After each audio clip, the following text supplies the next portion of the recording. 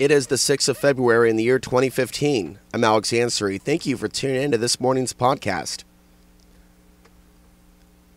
So I'm going to be talking about life in the tiny home on wheels. I choose to call it a micro home on wheels because a lot of the tiny homes out there aren't on wheels. They're situated somewhere, which requires permission to build that tiny home and live in it. Otherwise, you're just another squatter. And I also want to specify that it's a micro tiny home. A lot of the tiny home on wheels are on trailers that are a lot longer and more expensive than the $370 Harbor Freight trailer that I'm currently on at this moment that I'm speaking to you. I am in the trailer at this moment that is, at the moment, parked at a friend's house, at least for the next few weeks to month, that I'm back out on the road. So the issue is strategically making decisions that are going to benefit you the most when putting your money into something like this. And obviously, by having something that's mobile, you're not dependent on having it in a certain place. So I don't know where I'm going from here, but I'll survive regardless because I can pull this micro home on wheels with my 1985 Toyota truck. And I was actually concerned at first if my truck would be able to pull something like this. And at first glance, some people might even think that this thing is a little heavy because it was made out of a lot of wood. So it's got a strong structure in more ways than one. And I got great help putting it together. It's not a it's not a 10. I want to give it a 10 out of a 10 rating for a couple of different reasons, but for the money that went into it, which was about $1,200, and there was a certain chunk of that came from working directly for the person that helped me put this together. And so it took us about 4 to 5 weeks.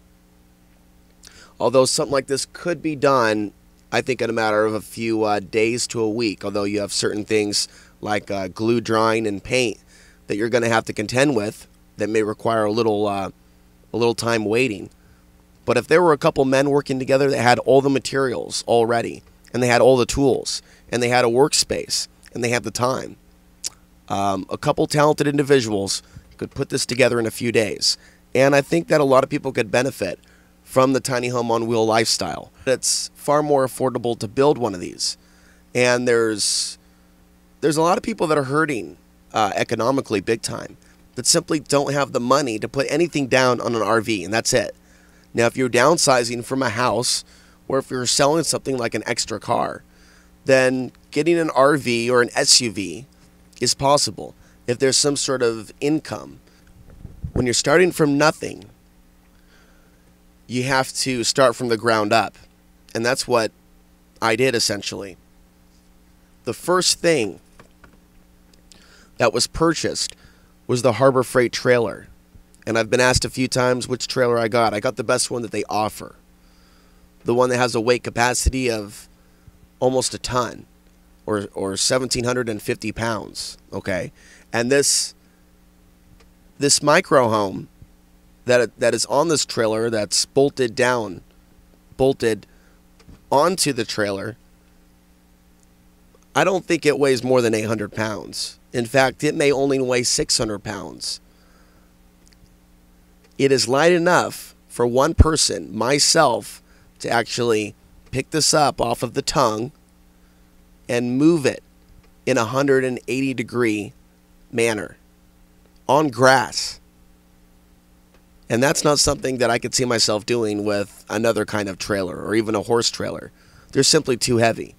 This is light enough for a guy my size, even though I am somewhat strong for my size, but I alone can pick up the end of it and actually rotate the whole thing.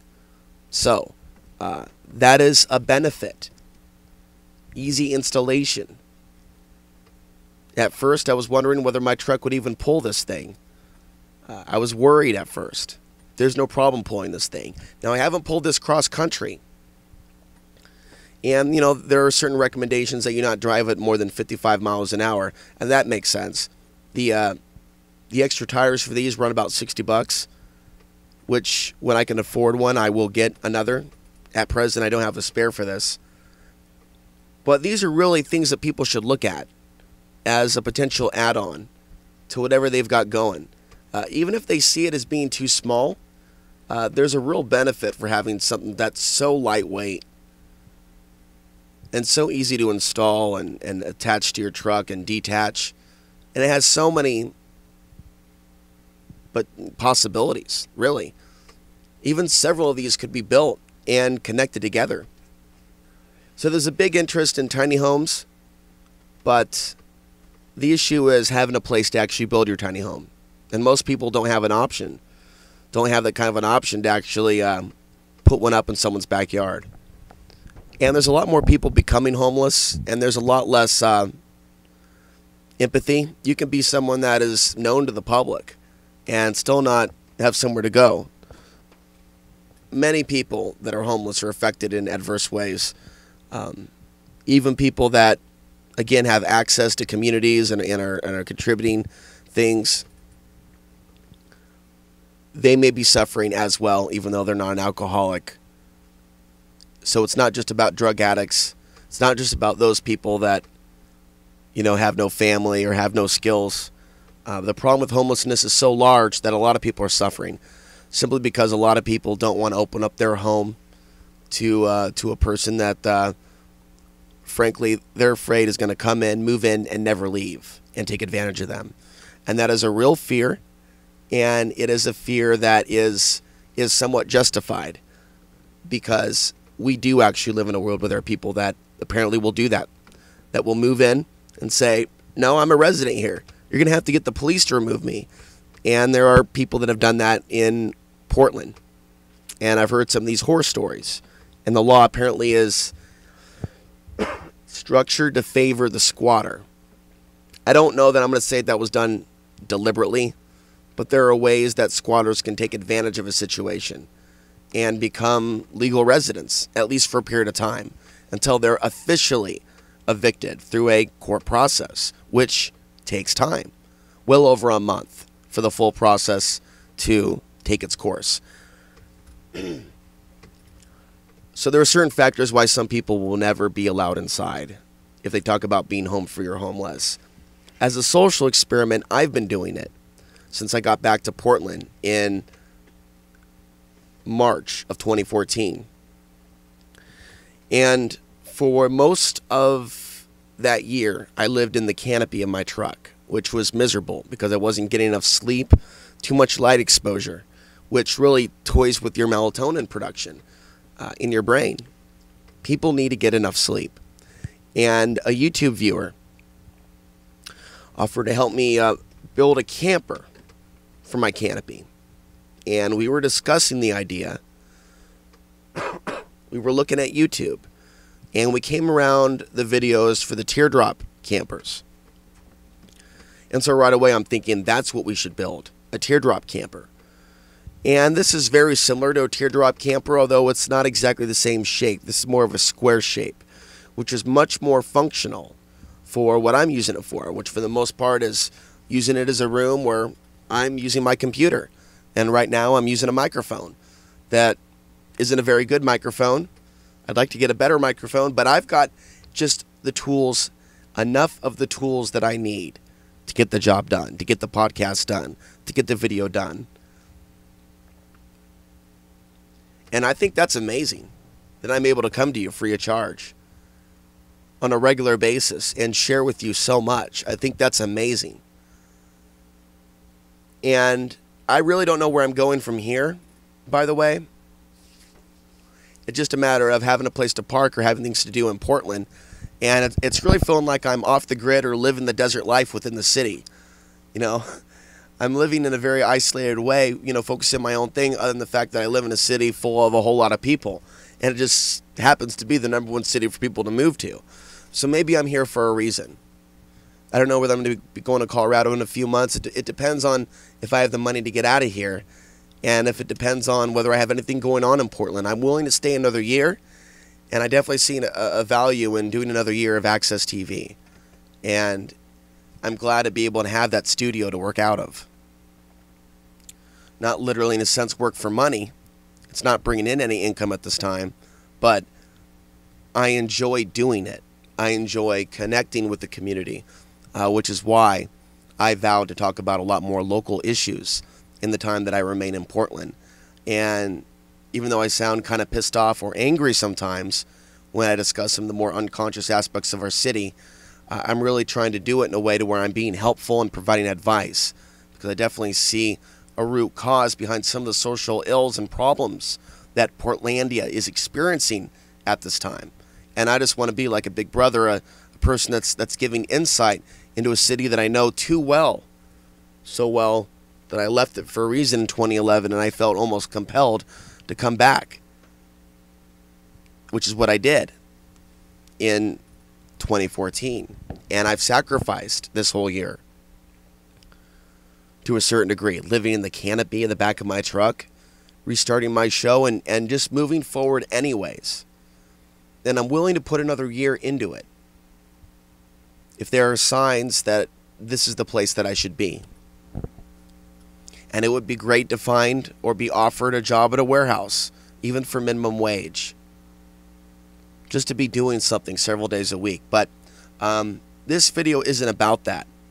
But what it has been about is how living in this tiny home on wheels has improved my situation greatly.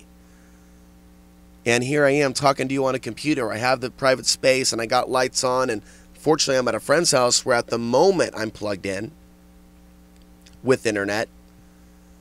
Most of the time that is not the case. But having a structure like this makes this possible. There's a lot of people out there that don't have extra room in their home. And a lot of people don't want to share that extra room, and that's totally fine because that's their space. But for people that do have friends that are in certain situations, that have their own shelter on wheels that they can pull on the back of their truck and detach and actually push in the backyard. I mean, you really should check out these Harbor Freight trailers. You don't even have to actually get them registered with the state or pay a certain fee to put them on the road because they're that small. That's the other benefit. That's the other benefit of the micro home on wheels. It's totally legal. They don't need their own license plate. Now, it may be different state for state. I'm describing how it is in the state of Oregon. So before you put a lot of money into a tiny home that's just going to sit there, think about mobility and think about what kind of design you want. And don't obsess on the toilet. Get a porta potty. Rather, get a honey bucket. Get one of those small buckets that you sit on. Trust me, you'll get used to it. There's worse things to have to crap in. Excuse my French. And what I've done is adapted to going to the store in the mornings. And what I've also learned is, by the way, if you don't eat as much sugar, you're not going to be needing to release as much toxins, we'll just say that, in the morning. Having a healthier diet, especially if it's really healthy and you're getting exercise, dramatically reduces the amount of waste that your body's expelling. I learned that one as well. These are some of the things that people learn along the way. How things that people thought were impossible or really difficult before really aren't once you do them. The benefit from one of these tiny home on wheels, the really small ones, is there's still enough space for fold-outs, for things to fold out for storage, cabinets, a place to cook. And so one person could really live easily in one of these things. And so there's a lot of single men out there that have opted out from society, men going their own way, or men that have lost their homes, lost their wives, lost their children. And there's also some women that have been going their own way for some time as well. I've come across some of them on the web. Some of them are in their, they usually seem to be older, in their 40s or 50s, or even 60s.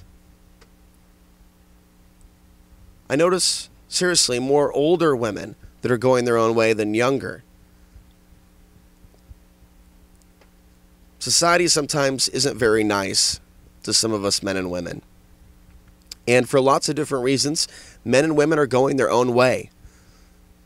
And they're telling society and the slave masters to go fuck themselves. Because we're not going to live our last days on earth as slaves, in misery, in chains. There's something more out there waiting for us. And many of us desire this community or sense of community, and we're looking for it. And I'll tell you what, I don't think that the Lord or the universe designed things to be really easy for us on this planet. We're here for a reason. And the struggles that we face trying to find community, freedom, and peace, they're for a reason as well. Anyways, it was great making this video, shining some light on the benefits of the tiny home on wheels and how it's benefited my life. Thanks for listening. And more podcasts and short news reports are coming your way soon.